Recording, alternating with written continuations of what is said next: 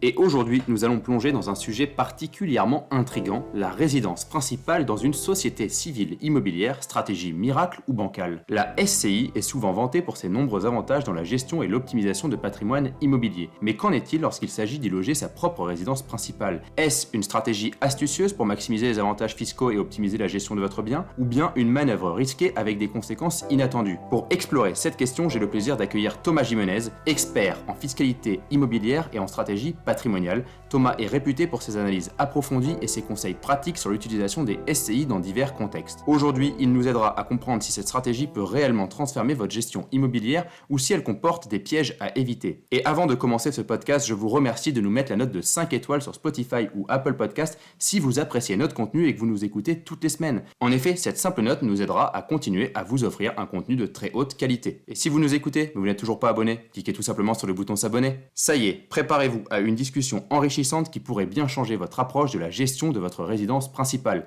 Ça y est, je suis avec Thomas Jimenez. Comment ça va, Thomas ? Bien et toi, Jérémy ? Eh bien, très très bien. Aujourd'hui, on va parler d'un sujet crucial, la SCI, Société Civile Immobilière. Et on va parler de savoir s'il faut mettre sa résidence principale à l'intérieur ou pas. On avait besoin de toi et de ton expertise pour comprendre ce sujet qui est précieux à nos auditeurs. Alors, est-ce que c'est une stratégie miracle ou bancale ? On va tout de suite se pencher dessus. Mais avant ça, Thomas, j'aimerais que tu te présentes auprès de nos auditeurs, savoir qui tu es, concrètement, qu'est-ce que tu fais aujourd'hui, toi, dans ton métier ? Alors déjà, Jérémy, merci de me recevoir aujourd'hui. C'est toujours un plaisir de pouvoir échanger autour des problématiques, j'ai envie de dire, éternelles de nos métiers. Alors, je m'appelle Thomas Jimenez. J'ai, comme toi, été diplômé du Master 2 Gestion de patrimoine de Clermont-Ferrand. J'ai commencé ma carrière en tant que CGP dans un cabinet indépendant avant, il y a maintenant 1 an et demi, de rejoindre l'OREP en tant que chargé de recherche. Alors, juste pour les auditeurs qui ne connaîtraient pas l'OREP, alors nous sommes un établissement d'enseignement indépendant proposant plusieurs formations, donc allant d'une formation de base, notre vaisseau amiral, conseiller le client dans la gestion de son patrimoine privé, et nous avons 5 certificats de spécialité, donc visant le conseil du chef d'entreprise, la gestion du patrimoine dans un contexte international, la gestion du patrimoine des seniors, les métiers du family office et bien sûr l'ingénierie en allocation patrimoniale. Alors pour ce qui est de notre commission scientifique de l'OREP, nous on a plus en charge le contenu scientifique et pédagogique de nos formations. Alors ça passe, comme tu peux le voir, par plusieurs travaux de recherche. On rédige beaucoup d'écrits en interne et en externe, type revues spécialisées, sur différents formats, des actualités patrimoniales, jurisprudentielles, et des articles de fond plus longs où on donne vraiment notre point de vue sur des problématiques pratiques. Et on pilote aussi pas mal de travaux, avec des travaux de groupe autour de problématiques juridiques, fiscales, dans le but de vraiment approfondir notre méthodologie du conseil patrimonial. Et pour tout ça, on a la chance de pouvoir s'appuyer sur la richesse et je dirais la force d'une équipe scientifique et pédagogique de plus de 90 membres. Ah oui, vous êtes quand même nombreux. Mais il faut savoir, pour très vite résumer ce que tu viens de dire, que moi je me forme par le biais de l'OREP aussi. On a fait la même formation, le Master 2 en gestion de patrimoine de Clermont-Ferrand. Ça ne veut pas dire qu'il ne faut pas s'enrichir et continuer à s'enrichir tous les jours en écoutant et en lisant beaucoup de posts de votre part. Parce que Exactement. Vous êtes quand même une formation de référence. Moi je suis fier d'avoir fait le Master 2 en gestion de patrimoine de Clermont-Ferrand. Je suis fier aujourd'hui de t'avoir sur mon podcast pour pouvoir échanger d'un sujet qui va forcément plaire à nos auditeurs, la société civile immobilière. Et on va rentrer dans le vif du sujet tout de suite. Donc Thomas, pour remettre le cadre, qu'est-ce qu'une société civile immobilière, dit de manière plus simple, SCI ? Alors la SCI, comme son nom l'indique, c'est une société civile, donc destinée à la constitution et à la gestion d'un patrimoine immobilier. Alors la loi et les textes sont assez vagues sur ce caractère civil, mais ce qui est sûr, c'est que si la SCI se livre à des actes de commerce, elle sera considérée comme commerciale avec des conséquences fiscales sur lesquelles on reviendra peut-être plus tard. Alors, les SCI, elles ont rencontré un grand succès dans le domaine de la gestion de patrimoine, ce qui en fait aujourd'hui un mode de détention privilégié, je dirais incontournable de l'immobilier. Je regardais il y a quelques semaines, on dénombre pas moins de 1 700 000 SCI matriculés en France à ce jour. C'est énorme. Exact. Alors, ce qui a fait en partie succès, c'est la grande souplesse de la SCI. Le législateur, il a voulu laisser aux associés vraiment une grande liberté dans la rédaction des statuts afin vraiment d'organiser la vie sociale. Et cette grande souplesse, elle est couplée à une grande simplicité de fonctionnement, ce qui en fait finalement une structure peu coûteuse, que ce soit lors de la constitution ou lors de la gestion de la société. Ensuite, ce qu'il faut avoir en tête, c'est que la SCI, c'était une société de personnes. On distingue en France les sociétés de personnes des sociétés de capitaux, type SAS, SA. Et vraiment, dans les premières qui nous intéressent aujourd'hui, ce qui compte pour s'associer, c'est la personne même de l'apporteur, c'est la considération de ses qualités personnelles. C'est ce qu'on appelle en gestion de patrimoine et en droit des sociétés l'intuitu personae. Et c'est ce qui guide véritablement le fonctionnement de la société civile. On est d'accord que dans une société civile immobilière, il faut toujours être au minimum 2 associés. Exactement. Alors, petit point important également qu'il faut signaler à ce stade, c'est que la responsabilité financière des associés dans une SCI, elle est indéfinie et conjointe. Alors, qu'est-ce que ça veut dire ? Ça veut dire que si l'entreprise, si la société n'est pas en mesure de régler ses dettes, les créanciers, ils pourront poursuivre les associés au prorata de leur part dans le capital sur leur patrimoine personnel. Alors, c'est un inconvénient qu'il faut relativiser dans notre cas de figure, dans un cadre patrimonial, parce que généralement, la valeur du passif dépassera rarement la valeur des biens inscrits à l'actif. Ok, c'est hyper intéressant. Thomas, forcément, on parle tout le temps de la SCI à l'IS ou à l'IR, à l'impôt sur les sociétés ou à l'impôt sur le revenu. Quelle est la grande différence et déjà, premièrement, quel est le choix qui se fait automatiquement et quelle est l'option qu'on a pour l'IS ou l'IR ? C'est ça, alors tout à fait. Alors, le régime de droit commun de la SCI, c'est la semi-transparence fiscale. C'est ce qu'on appelle les SCI à l'IR, de manière impropre, mais c'est la même chose. Alors, qu'est-ce que ça veut dire ? Ça veut dire que le résultat il sera déterminé par la société suivant les règles de l'impôt sur le revenu applicables à son activité.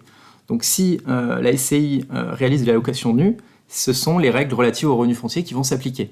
Ensuite, peu importe qu'il y ait finalement distribution ou pas du résultat, les associés ils seront directement imposés sur leur quote-part de résultat à reporter dans leur déclaration IR. Alors, c'est un mode d'imposition qu'on comprend vite, qui va devenir dissuasif parce qu'il est lié directement à la tranche marginale d'imposition de l'associé et auquel il faudra rajouter bien sûr 17,2% de prélèvements sociaux. Alors, si c'est peu favorable sur la gestion, c'est plus favorable sur la fiscalité de cession de l'immeuble où, en l'occurrence, on fera application du régime des plus-values immobilières des particuliers qui permet la prise en compte d'abattement en fonction de la durée de détention et au bout de 30 ans, on aura une exonération totale. Ok, et par rapport à ça, pour donner un exemple très concret, par exemple, j'ai 10 000 euros de résultats dans la société, on est 2 associés à 50-50, ça fait donc 5 000 euros chacun qu'on va devoir déclarer en revenu foncier sur notre déclaration. Et si on a une tranche marginale d'imposition à 30%, on va donc payer 47,2% d'impôt sur 5 000 euros, soit 2 500 euros d'impôt pour 5 000 euros qu'on est censé avoir reçus, mais qui restent dans la SCI si je vais jusqu'au bout. Exactement. Ok, donc c'est quand même handicapant de payer de l'impôt sur un loyer qu'on ne touche pas s'il n'est pas transmis aux associés. Bien sûr, sachant que la trésorerie ne sera pas forcément égale au montant du résultat disponible. Oui, tout à fait, du fait des amortissements ou d'autres choses qu'il peut y avoir dans la société. Tout à fait. Du fait du résultat fiscal, oui. Exactement. Mais ça, c'est important de le mettre quand même en parallèle. Par contre, de l'autre côté, tu viens de le dire, en cas de revente, on bénéficie de la fiscalité des particuliers, et donc c'est hyper intéressant, c'est ça ? Exactement. Et alors, dans le schéma inverse, ce régime de droit commun, il est finalement optionnel, et la SCI, elle pourra être imposée à l'impôt sur les sociétés de plein droit si elle effectue des actes de commerce type location meublée de manière non accessoire ou sur option. Alors là, pour le coup, la fiscalité de gestion, elle sera beaucoup plus intéressante. Le résultat sera déterminé donc, selon les règles applicables au BIC, aux bénéfices industriels et commerciaux. Alors, c'est un régime fiscal qui offre des possibilités de déduction des charges beaucoup plus larges. On pourra notamment pratiquer l'amortissement de l'immeuble inscrit à l'actif. Et le résultat il sera ici déterminé et imposé au sein de la société à l'IS, donc 15% jusqu'à 42 500 euros de bénéfices, puis 25%. Quant à l'associé, lui, il sera imposé potentiellement dans un second temps s'il y a distribution de dividendes. Alors, pour le coup, la fiscalité en cas de cession, ce sera l'inverse. Elle sera beaucoup plus dissuasive. En cas de cession de l'immeuble, donc, il faudra avoir en tête que c'est le régime des plus-values professionnelles qui s'appliquera. Et l'amortissement donc, pratiqué viendra augmenter au fil du temps d'autant la base taxable à l'IS. C'est parfait, on vient de le comprendre. Donc cette fois-ci, si vous faites toujours ce même résultat de 10 000 euros, d'ailleurs il sera sûrement inférieur le résultat du fait des amortissements comptables sur vos loyers. Et donc, il y aura un intérêt cette fois-ci, parce que la fiscalité sera que de 15% pour les 42 500 premiers euros, puis 25%. Si on va au bout du calcul, ça fait donc 1 500 euros d'impôt pour 10 000 euros de résultat. Et donc, il reste 8 500. Dans l'autre exemple, sur les 10 000, il restait à peu près 5 000 euros pour les deux associés, sachant qu'ils n'ont pas touché la somme. Par contre, en cas de revente, la SCI à l'IS va cette fois-ci être un petit peu plus compliquée en cas de revente, car oui, on va avoir une fiscalité un peu plus lourde. Et ça, tu nous l'as bien expliqué par rapport à la fiscalité des particuliers. Allez, maintenant, on rentre dans le vif du sujet, la fameuse résidence principale en SCI. Est-ce que tu peux nous donner un exemple pratique et surtout nous expliquer les avantages et inconvénients de cette situation? C'est ça. Alors peut-être pour commencer, préciser déjà comment cette détention se matérialise en pratique. Alors déjà, il est possible de détenir sa résidence principale en SCI. Il y a plusieurs façons de la faire. Prenons l'exemple d'un couple marié. Alors imaginons donc qu'il fasse l'acquisition de l'immeuble par l'intermédiaire d'une SCI préexistante. Dans ce cas, donc c'est bien la SCI généralement qui va s'endetter pour financer cette acquisition. Ou autre schéma, soit donc les époux ils seront propriétaires de l'immeuble et ils vont faire apport finalement de leur quote-part à une SCI. Et donc en contrepartie de cet apport, ils vont recevoir des parts sociales représentatives de leur apport. Le capital sera fort s'il n'y a pas d'emprunt.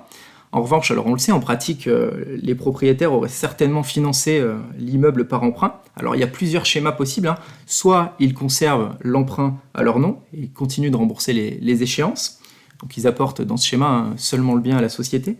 Soit, alors, et je réserverai plutôt ce cas du bien loué, ils souhaitent que ce soit la société civile qui rembourse les mensualités d'emprunt. Alors c'est possible, on qualifiera donc l'opération d'apport à titre onéreux, mais il faudra un accord du prêteur, il faudra mettre en place des garanties, il y aura des conséquences fiscales sur lesquelles je ne reviendrai pas. Et le dernier cas de figure, la dernière possibilité, c'est qu'ils peuvent vendre l'immeuble à la société civile. Dans ce cas, donc, le prix de vente il sera souvent utilisé pour rembourser par anticipation le prêt personnel. À son tour, la société civile, elle va contracter un prêt pour financer l'acquisition. Alors, c'est une opération qu'on qualifie de vente à soi-même, ou plus communément OPO. Mais il faudra avoir en tête qu'il faut avoir une grande vigilance parce qu'il faudra motiver l'opération de manière patrimoniale parce qu'il y a différents risques qui y sont attachés sur différents terrains, fictivité de la société, abus de droit fiscal. Voilà, je ne reviendrai pas dans le détail sur ces choses. Ok, donc là, une fois qu'on a réussi à mettre sa fameuse résidence principale en SCI ou qu'on l'a achetée tout simplement directement par le biais d'une SCI existante, si je te suis, quels sont les avantages à faire ça? Est-ce qu'il y a vraiment des avantages à mettre sa résidence principale en SCI? Alors, déjà, si la société est à l'IR, l'occupation elle pourra s'effectuer de manière gratuite.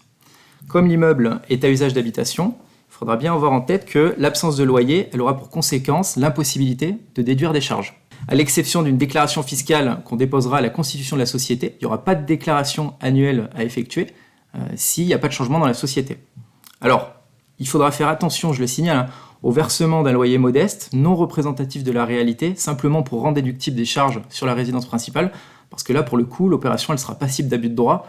Il y a d'ailleurs nombreuses décisions qui l'illustrent. Ensuite, la semi-transparence, elle va permettre, en cas de cession du bien, de continuer à bénéficier de l'exonération de plus-value prévue pour la résidence principale, mais ce sera uniquement en cas d'occupation à titre gratuit. Ok, mais dans quelle situation on veut aller vers une SCI à l'IR, du coup semi-transparente? Dans quelle situation, tout simplement, on va mettre sa résidence principale dans une SCI? Parce que là, pour l'instant, ce que tu me dis, c'est qu'on a les mêmes avantages qu'en tant que particulier. Il faut faire attention à ne pas se verser de loyer, si je comprends bien, parce que si on se verse un loyer, on va pouvoir déduire des charges, mais il ne faut pas en abuser, donc ce n'est pas vraiment ce qui est conseillé. Donc quel est l'avantage? Parce que pour l'instant, il n'y a pas vraiment d'avantage au final Alors, acheté. On le verra, mais pour moi, il y a plus d'inconvénients liés à la détention de la résidence principale en SCI, mais on peut quand même relever quelques situations susceptibles de présenter un intérêt. Alors peut-être partir d'un constat. Ce constat, c'est que si la loi elle prévoit de multiples protections du logement de la famille pour les couples mariés, il en est complètement différent pour les couples pacsés et les concubins, qui apparaissent finalement peu, voire non protégés pour ces derniers. Donc je vais partir d'un exemple. Imaginons Pierre et Evelyne qui vivent en concubinage. On va dire que Pierre a un fils, Vincent, né d'une précédente union. Et on va dire que les concubins souhaitent acquérir leur résidence principale d'une valeur de 300 000 €, disons.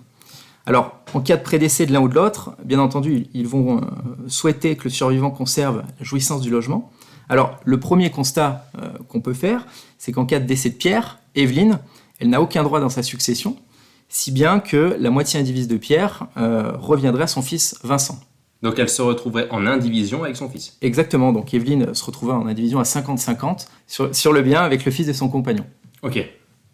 Donc on aurait bien sûr les règles précaires de l'indivision qui s'appliqueraient. J'en rappelle certaines, tout indivisaire peut à tout moment demander le partage. Pour les actes d'administration, la règle c'est la majorité des 2/3, donc l'unanimité ici comme ils sont 2. Et pour les actes de disposition, l'unanimité également. Alors le risque, c'est qu'en cas de mésentente, il y a un risque de blocage et finalement de vente du bien. Alors, une des solutions susceptibles de répondre aux besoins du couple, ça serait l'utilisation de la société civile, couplée à l'échange de droits démembrés. C'est une opération qu'on qualifie en gestion de patrimoine de démembrement croisé de parts sociales, et ici ce sera possible en raison de leur caractère divisible. Alors, comment ça se passe en pratique ? On a Pierre et Evelyne toujours donc, qui apportent chacun 150 000 € à une société civile, qu'ils créent donc pour acquérir le logement. Le capital de la société il serait divisé en 300 parts de 1 000 €. On va dire que Pierre aurait les parts numérotées de 1 à 150 et Evelyne les parts numérotées de 151 à 300. Donc généralement, on va prévoir que les deux soient nommés co-gérants de la société, avec mise en place d'une gérance successive en cas de prédécès de l'un d'eux. Ensuite, généralement, le gérant sera irrévocable de fait parce qu'on aura prévu une révocation à l'unanimité et on prévoira un objet social assez large pour attribuer tous les pouvoirs de gestion et de disposition au gérant. Alors, si à ce stade on peut penser que tout ça est suffisant, il faut bien avoir en tête que ce n'est qu'illusoire. Le risque, c'est que les héritiers, et ici Vincent, il conteste ces avantages qui pourraient être qualifiés de donation indirecte, réductible en cas d'atteinte à sa réserve. Oui, effectivement, la fameuse réserve héréditaire des enfants. Exactement, il faut composer avec ça. Donc là, dans ce cas de figure, on va procéder au démembrement croisé des parts. Alors, on va commencer par évaluer les valeurs économiques et d'usufruit et de nue propriété respectives des parts, selon leur espérance de vie et le rendement du bien. Donc l'échange, il ne pourra pas être égalitaire en raison de cette valorisation économique des droits, ce qui va entraîner le versement d'une soulte. Et donc ensuite, la soulte, ainsi que la valeur des droits échangés, qu'on va évaluer cette fois-ci selon le barème fiscal, ils vont être taxés au droit d'enregistrement prévu pour les immeubles, à savoir 5%. Ok, donc il y a une petite taxation quand même pour ce type d'opération. Exactement, à retenir pour la suite. Donc ensuite, les associés vont procéder à l'échange du droit le plus faible pour limiter le coût fiscal de l'opération. Donc imaginons dans notre cas de figure que le couple ait finalement décidé d'échanger les nues propriétés. Donc on se retrouve avec Pierre qui détiendrait l'usufruit des parts 1 à 150 et pour les parts 151 à 300, la nue propriété échangée par Evelyne. Et à l'inverse, Evelyne, elle détiendrait pour les parts 1 à 150 la nue propriété échangée par Pierre et l'usufruit des parts 151 à 300. Donc là, si je te suis, on a une donation mutuelle au final. Un échange. Chacun, oui, c'est un petit peu un échange. Exactement. Il faut le faire en même temps, une opération dire, parce que sinon, c'est ça. Attention. Alors, qu'est-ce qui va se passer au décès de Pierre ? Ce qui nous intéresse, son usufruit va s'éteindre et Evelyne, elle va devenir pleine propriétaire des parts 1 à 150. Et au final, seule la nue propriété des parts restantes, sous l'usufruit d'Evelyne, figurerait dans sa succession. Donc il n'y aurait aucun droit de succession à payer pour elle, qui resterait gérant avec les pleins pouvoirs. Et ce qu'on voit, c'est que finalement, au plan fiscal, l'échange il va limiter largement la taxation, parce que je le rappelle, les droits de succession, ils sont de 60% entre concubins, qui sont étrangers aux yeux du droit fiscal. Ok, donc là, c'était hyper intéressant. On vient de protéger une famille qui n'était pas protégée. J'ai envie de dire qu'on s'est aussi un petit peu compliqué dans la démarche, mais peut-être que ces personnes-là ne voulaient ni se pacser avec testament, ni se marier. C'est peut-être ça aussi la problématique. Exactement, et là, Evelyne, pour le coup, elle va garder vraiment le droit d'occupation, et si elle souhaite louer le bien, elle pourra le faire, elle pourra même percevoir 100% des loyers sans contestation possible. Oui, donc là, c'est vraiment une situation qui pourrait effectivement convenir, au final, la SCI et la résidence principale dans une SCI pourraient convenir à cette famille qui se retrouve être concubin et donc non protégé par la loi en cas de décès de l'un ou de l'autre, avec en plus des enfants qui sont communs ou non communs. Et là, dès qu'on a des enfants non communs, c'est encore plus alerte rouge sur la protection entre ces deux personnes. Exactement. Eh bien, ça y est Thomas, on a fait les avantages, on a compris qu'il n'y en avait pas tant que ça. Maintenant, par contre, tu vas me faire les inconvénients pour les personnes qui sont pacsées, mariées, ou même pour toute personne qui voudrait s'associer et mettre sa résidence principale dans une SCI. Quels sont les inconvénients ? Alors, exactement, c'est peut-être le plus important. Alors, ce qu'il faut bien avoir en tête, c'est qu'il n'y a pas de détention en direct. Il y a un écran de la personnalité morale qui emporte des inconvénients juridiques et fiscaux. Alors, parmi les inconvénients juridiques, déjà, je pense l'application d'un article du Code civil, l'article 215, qui prévoit, donc c'est un article du régime primaire pour les époux, qui prévoit que sous peine d'annulation, je reprends le texte, les époux ne peuvent l'un sans l'autre disposer des droits par lesquels est assuré le logement de la famille, ni des meubles meublants dont il est garni. Alors, Est-ce que cette protection du logement, elle vaut s'il est détenu par une SCI? Alors, pour répondre à la question, on a un arrêt référence de la Cour de cassation de mars 2018, dans lequel donc, le gérant d'une SCI, ici c'était le mari du couple, il avait décidé de vendre seul le logement de la famille détenu par la société. Alors, suite à leur divorce, l'épouse, elle demandait l'annulation de la vente faute d'y avoir consenti au regard de cet article. Alors, qu'ont dit les juges?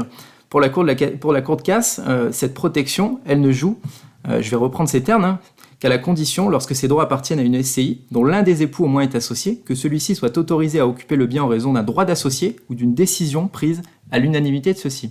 Alors, dans l'affaire qui nous intéresse, ni les statuts ni les PV d'AG ne donnaient au mari associé le droit d'occuper l'appartement, si bien que l'épouse, finalement, elle n'a pas pu revendiquer l'application de la protection du logement familial. Donc là, on perd la protection du logement familial si on inclut sa résidence principale dans une SCI. Tout à fait. Et en plus, c'est plutôt clair, c'est écrit et la loi le dit. Exactement. Alors ensuite, également pour les couples mariés, il n'y aura pas d'application de deux autres articles du Code civil, les 763 et 764, qui prévoient respectivement un droit de jouissance temporaire d'1 an pour le conjoint survivant et un droit viager d'usage et d'habitation. Alors ensuite, on ne pourra pas bénéficier de certains avantages accordés aux emprunteurs non professionnels dans le cadre du financement d'un bien immobilier ou de travaux. Alors je pense notamment aux dispositions protectrices des consommateurs, comme le délai de réflexion Scrivener, la mention du TEG. On perdra également l'avantage de dispositifs tels que MaPrimeRénov' ou le PTZ. On ne pourra pas débloquer de manière anticipée certains produits d'épargne. Je pense au plan d'épargne entreprise, au plan d'épargne retraite qui semble vraiment prévoir une détention en direct du logement. J'ouvrirai simplement une petite parenthèse pour l'entrepreneur individuel, dont le statut a été complètement refondé en 2022, en créant une distinction entre ses patrimoines personnels et professionnels. Alors il y a une petite subtilité pour les créances nées avant le 15 mai 2022. La résidence principale, comme elle n'est plus dans son patrimoine privé, l'entrepreneur ne pourra pas bénéficier de son insaisissabilité. Et alors après, il y a tout un tas de petites spécificités, j'en cite quelques-unes. Si les époux associés décidaient de sous-louer la résidence principale, l'opération, elle devrait être autorisée par les statuts. Et si en revanche, c'est la société qui loue le bien nu, là, la durée minimale du bail, il faudra avoir en tête qu'elle sera de 6 ans, avec reconduction tacite, et non de 3 ans. Ok, donc là, on voit tous les inconvénients. C'est une liste assez longue et j'ai l'impression qu'elle ne s'arrête pas. Exactement. Et alors, peut-être le plus important, ce sont les inconvénients fiscaux qu'il convient d'avoir en tête. Déjà, on n'aura pas le bénéfice de l'abattement de 20% prévu sur la résidence principale reçue dans le cadre d'une succession. Mais ici, les juges, ils ont pu admettre la prise en compte d'une décote d'illiquidité qui va entre 10 à 20%. Et alors, c'est un inconvénient qui me semble assez marginal si les héritiers souhaitent revendre l'immeuble, parce que dans ce cas, je le rappelle, l'abattement de droit commun de 20%, il sera retranché du prix d'acquisition, ce qui aura pour effet d'augmenter d'autant la base taxable à l'impôt de plus-value. On n'aura pas également l'abattement de 30% pour l'IFI, mais là aussi on admet la pratique d'une décote. Et finalement le plus important, c'est le passage à l'IS. On n'en a pas parlé jusqu'à présent, mais il implique la tenue d'une comptabilité commerciale, que certains nommeront comptabilité d'engagement. Et là, pour le coup, la mise à disposition gratuite du logement au profit des associés, elle va constituer un acte anormal de gestion. Donc il y a deux possibilités. Soit les associés ils vont verser un loyer réel à la SCI, et s'ils ne le font pas, il y aura taxation d'un loyer fictif qui sera fixé en fonction du rendement locatif du bien. Et si l'associé ne verse pas de loyer, ça sera considéré de son côté comme un avantage en nature, ça sera taxable à l'IR au même titre qu'une distribution. Alors, il n'y aura également pas application de l'exonération de plus-value de la résidence principale en cas de cession. Et je le disais en préambule, le calcul de la base taxable selon le mécanisme des plus-values professionnelles, ça va entraîner un coût fiscal conséquent. Moi, je pense que pour ces raisons, SCI à l'IS et résidence principale, ça fait pas bon ménage et il faut éviter. Ok, c'est plutôt clair et c'est ce qu'on voulait, c'est-à-dire un avis tranché. Et Thomas, point important concernant la transmission. Tout le monde nous en parle. Est-ce que tu peux me faire ça en 2 minutes de manière très condensée ? Alors, déjà, on sait qu'il est impossible d'opérer une donation-partage sur la résidence principale en raison de son caractère indivisible. Et pour le coup, sur les parts sociales, ce sera possible.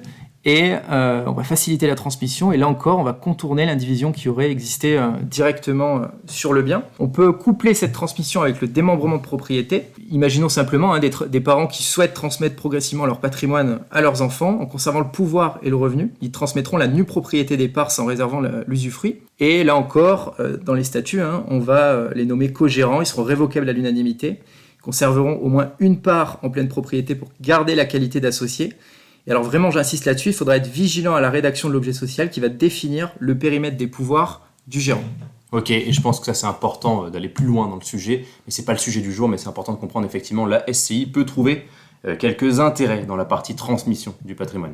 Exactement. Et Thomas, avant de conclure ce podcast, est-ce que tu as quelque chose à nous rajouter ? Alors, je dirais qu'une fois encore, et comme souvent en gestion de patrimoine, le plus important, c'est de s'entourer de professionnels experts pour étudier au cas par cas l'opportunité que présente l'opération. Et pour terminer, j'ouvrirai une parenthèse sur l'avenir de la SCI, qui devrait selon moi avoir encore de beaux jours devant elle. Les projets actuels de réforme du régime fiscal de la location meublée et d'uniformisation avec le régime des revenus fonciers devraient, selon moi, s'ils venaient à avoir le jour lors de la prochaine loi de finances, entraîner des arbitrages de ces détentions en direct vers des SCI avec option à l'IS. Alors pourquoi ? Tout simplement pour rechercher une fiscalité de gestion plus faible et mener une stratégie de capitalisation. Eh bien, merci beaucoup Thomas pour toutes ces stratégies, pour toutes ces explications. Je crois qu'on a bien compris aussi ton point de vue sur la SCI et sur la résidence principale à l'intérieur d'une SCI. C'est ce que je voulais aujourd'hui, c'était donner un point de vue réel et concret aux personnes qui nous écoutent. Donc merci beaucoup pour ton intervention. Merci à toi Jérémy. Et voilà, nous avons atteint la fin de cet épisode captivant. Un grand merci à Thomas Jimenez pour son expertise et ses éclairages précieux sur l'utilisation de la société civile immobilière pour la résidence principale. Grâce à ses conseils, nous avons pu examiner les avantages potentiels de cette stratégie tout en restant attentifs aux éventuelles contraintes et pièges. Et si vous appréciez notre contenu, n'hésitez surtout pas à nous mettre la note de 5 étoiles sur Spotify ou Apple Podcast. Cette simple note va nous aider à continuer à grandir et à vous offrir un contenu de qualité. Et si vous nous écoutez mais vous n'êtes toujours pas abonné, cliquez tout simplement sur le bouton s'abonner. Et cette fois-ci, si vous voulez aller plus loin, vous pouvez aller écouter l'épisode 68, résidence principale ou investissement locatif. Comment faire votre choix ?